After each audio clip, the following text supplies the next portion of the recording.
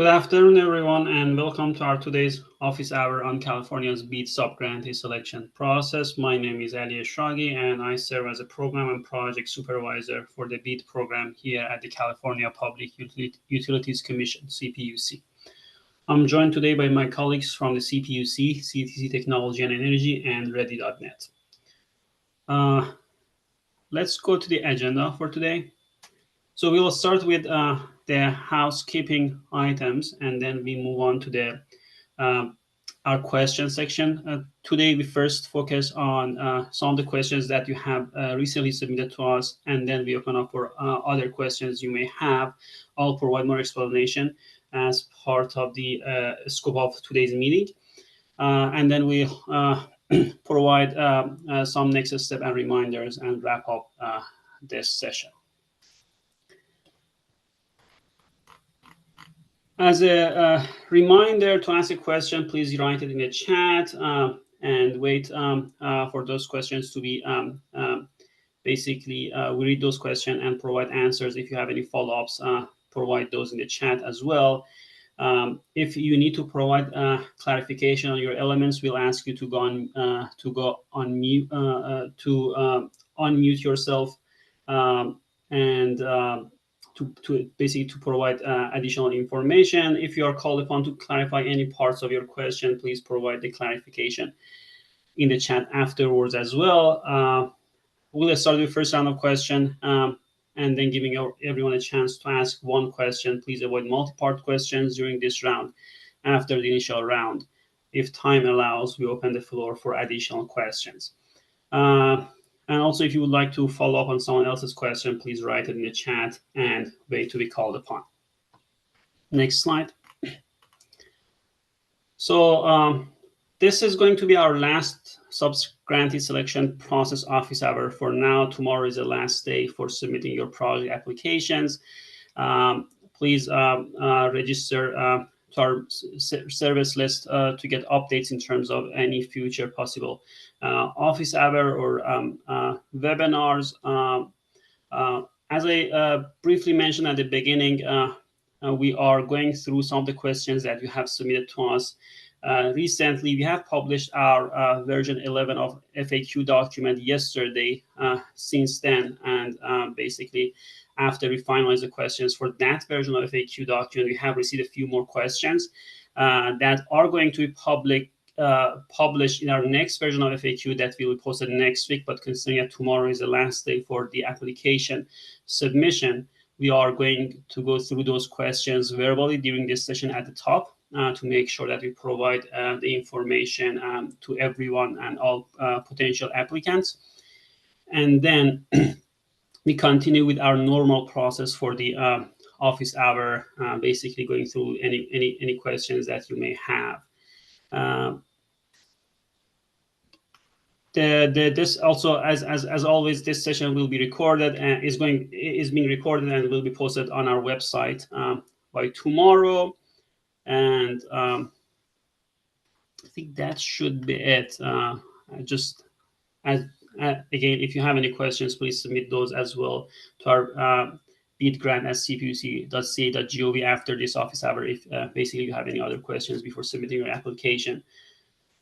If you can go to the next slide. So basically, we are going through your questions verbally, and my colleague posed the question that you have some of you have submitted to us, and we provide the answer as well.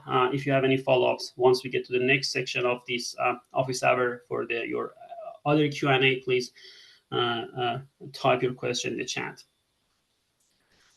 So the first question that we go over is, can applicants submit their project application if their pre-qualification applications are still under CPUC review? And the answer is yes. Applicants can submit project applications before the pre-qualification application has been formally approved.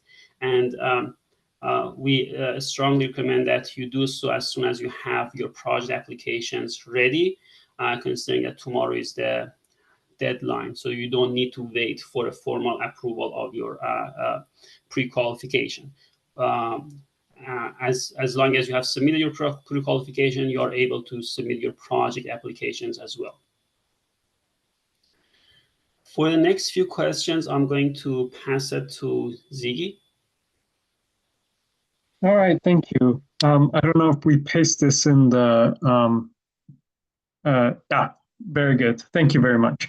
So the question is, can you confirm that BEAD will support operations and maintenance for 5 years past the 4-year project or post 4-year project?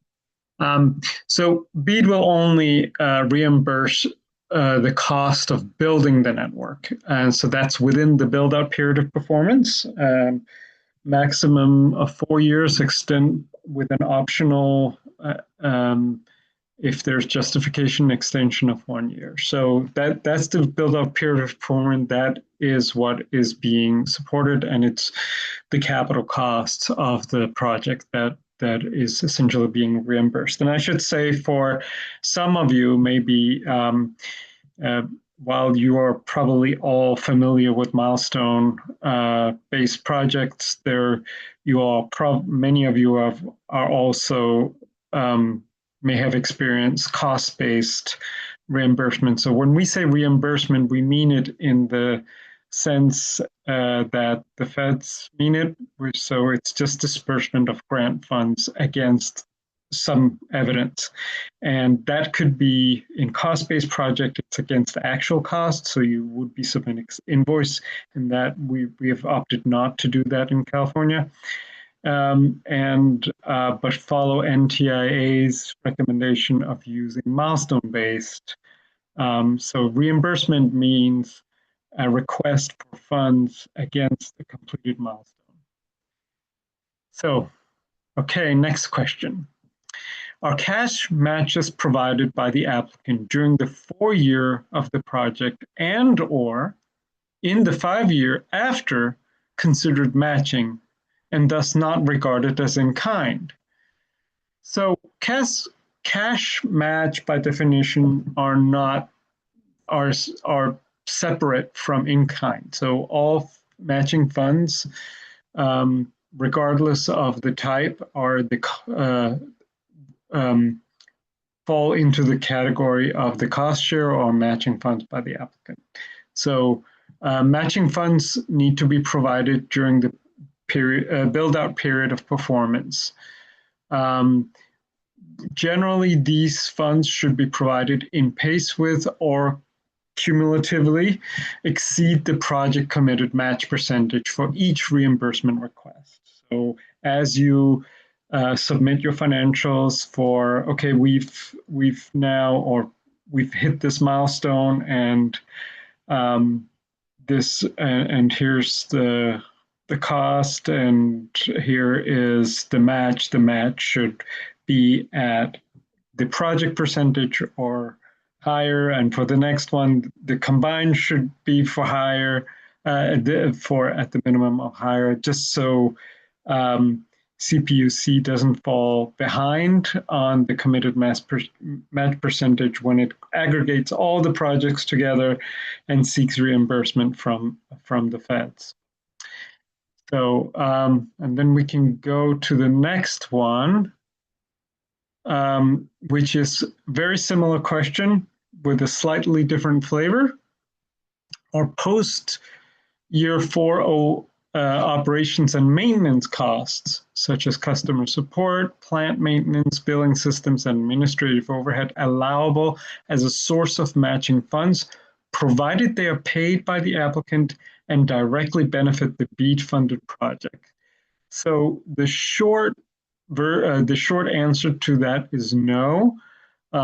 So first, matching funds, like we said before, they need to be provided within the first 4-year of the project build out, or not the first, but the 4 years of the project build out period, and that includes all costs. O&M, I'm sorry, the matching, and whether they're in kind or they're in cash. O&M costs are not eligible costs, regardless of whether they're cash or they're matching. They must still conform to the requirement that the costs be eligible. And operations and maintenance costs are not eligible. However, a lot of the functions like engineering and stuff are part of building out the project. The administrative parts and the engineering and various other hours you put into this project are absolutely eligible costs, whether they are provided as cash or as matching. So the next one, I think, is in reference to question 7.2b. Is a bankruptcy review required for the letter of credit pre-award or post-award? I think it's the bankruptcy letter of opinion from legal counsel. And the question here is, if that letter of opinion that talks about the letter of credit, when should that be submitted? So the application does request that you upload this opinion letter. They can generally be based on if your bank has a standard letter of credit terms and form, that would probably be pretty easy. If they can either give that opinion themselves from their legal counsel, or you can provide it from yours with reference to an upload of what such a standard letter would look like. Letter of credit would look like. And a reminder, this is only required for the letter of credit. It is not required for the performance bond. So in situations where you are not able to secure this, the bank won't provide it, or basically says, we're happy to do that, but not now. We want to wait until you get your award and then provide the actual letter of credit, and then we can also give you the legal opinion that says that that it's going to be not included in any bankruptcy proceedings. So in that case, please use the place where you would upload the opinion letter to instead upload a PDF that explains why you can't provide it at this point, and that you will provide it when after preliminary award, where you go and then get to the bank and get the actual letter of credit in the amount that you now know what it needs to be. So in other words, that's fine, just upload that.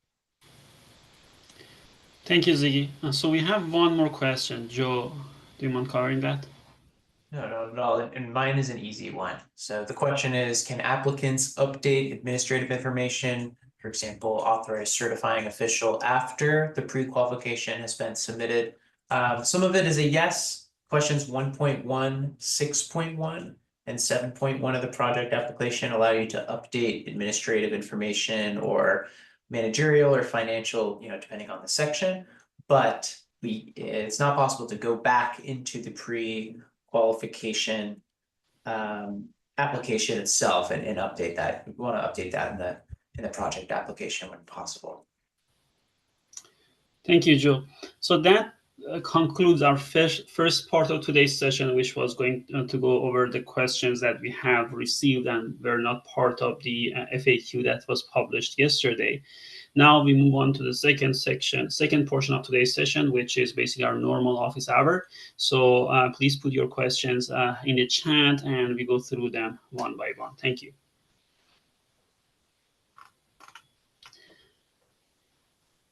The first one is a follow-up for the letter of credit. Are you saying that a PDF explanation can be uploaded for the letter of credit and the bankruptcy letter of opinion? Ziggy? So my understanding is that you're not submitting the letter of credit, you're submitting the letter of commitment to the letter of credit, right? So the letter of credit you would have that issued after award. So you're not uploading that. But the bankruptcy letter of opinion, on the other hand, I think it's a different area where you upload that. It's a different question. So it wouldn't be in place of the letter of credit.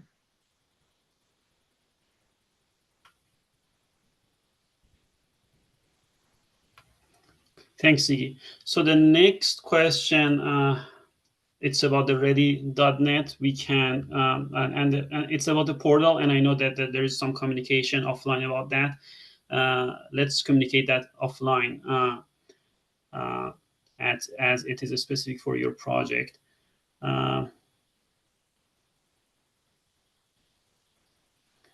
So the next one is saying that is a 2% admin cap on the grant total or the project total? If the latter, do in-kind administrative contributions count against the cap?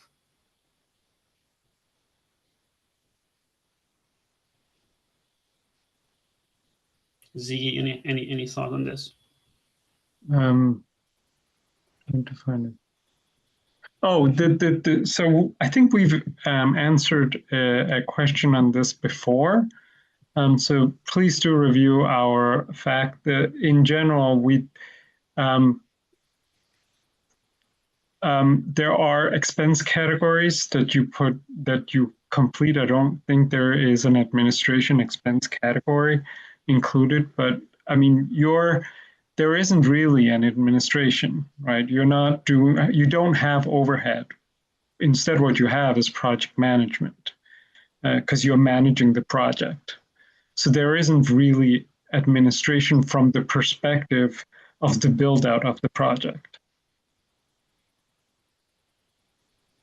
So if you have things that you have to do as part of your project build out, like providing updates and reports of progress, etc., and you want to provide that as in-kind contribution then of course that would be eligible and has nothing to do with a cap.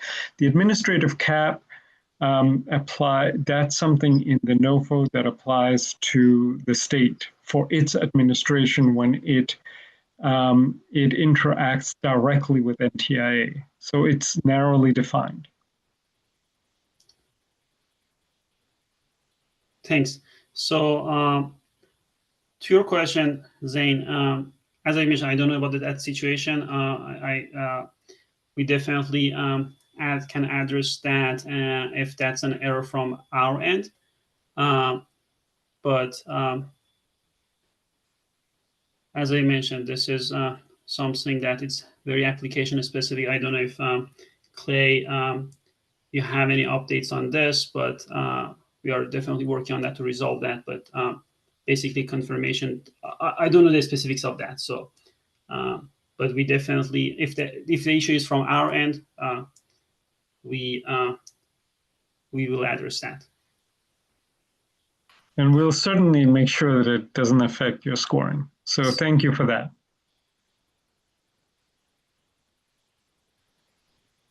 Thank you.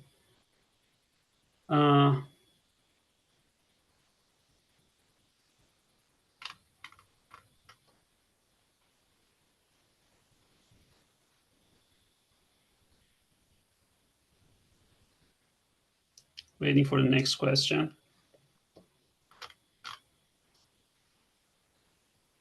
So next question says, so to confirm, the 5.8 project cost template tab cost categories defines the SF424C category of administration and legal expenses as equivalent to planning project management. We do not want to get this mixed up when we need to do financial reporting later.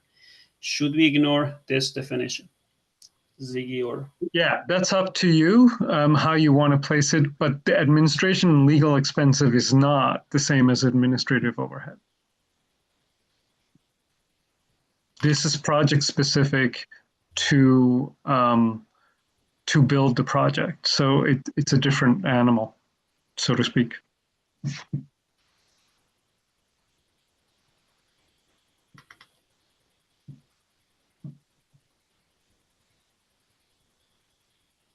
Thank you, Z.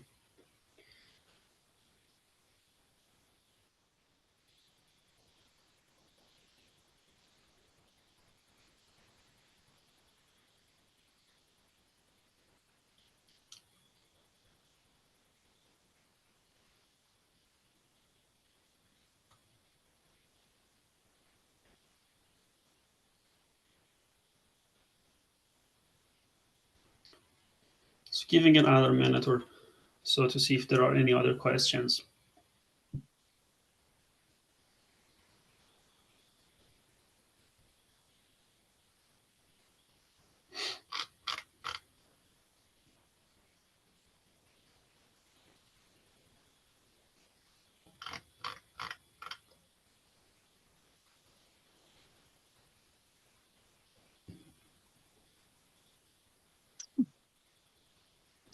The next question, are grant administrative and reporting costs allowable costs for this grant program 10 or not? Then I think it's then or not. Yes, they are. They are part of your build out of the project. Now, they're not obviously allowable costs past the period of performance. Thank you, Ziggy. As I mentioned, we will include these questions in our FAQ document to have it posted as part of our record, but considering that the application deadline is tomorrow, that basically the new version wouldn't be available like tomorrow, but to have everything on the record, we will publish the questions and the answers from this session.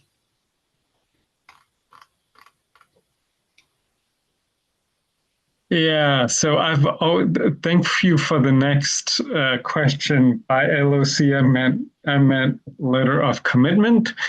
I assume it's still required as part of the application, but we can wait in the bankruptcy opinion, correct? So yes, and I would also say that it's been driving me crazy as well that the letter of commitment abbreviation is the same as letter of credit, and and LOC is something that is abbreviated by NTIA and everybody in the industry as letter of credit. But the letter of commitment to a letter of credit, I don't know if that should be called a lock. But yes, you are exactly right. But do upload, don't leave it blank. Upload something where you explain why that you are not able to get that and why, and tell us that you'll provide that upon with the letter of credit itself. So that's fine.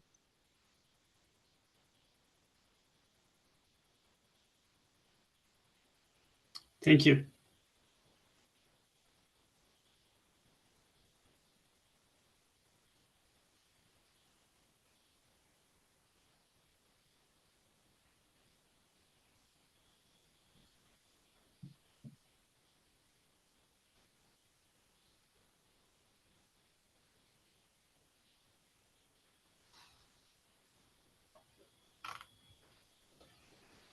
Waiting for the next question.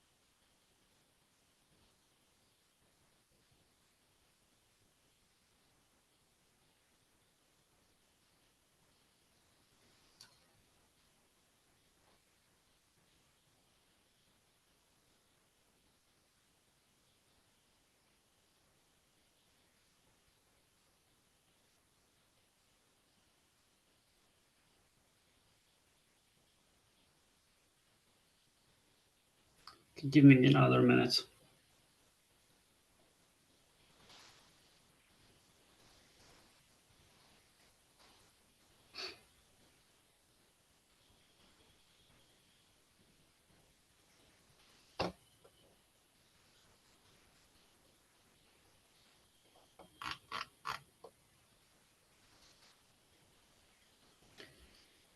The next question is, if we experience issue in the portal when submitting, who should we contact?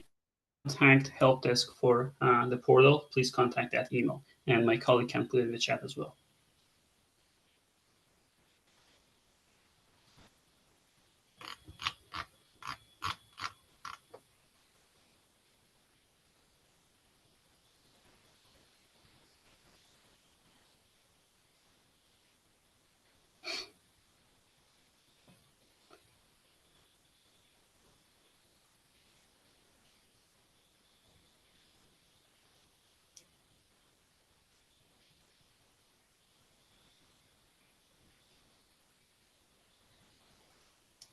Okay, if we can have the slides back up.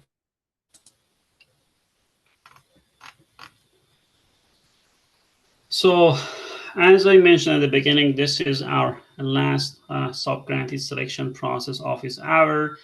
Tomorrow is the closing window for submitting your project applications. If you have any questions, please submit those to beadgrant@cpc.ca.gov. Strongly recommend that you go through our FAQ document before submitting your question. Many of your questions might already be answered. There we have like different sections. Try to categorize those so it would be easier for you to find the questions that are questions and answers that are helpful for your case. It's been a few months that we went through these office hours. Thank you to our great team for providing the answers, managing these calls, and thank you to all of you for participations. And I hope that you have a great afternoon. Bye.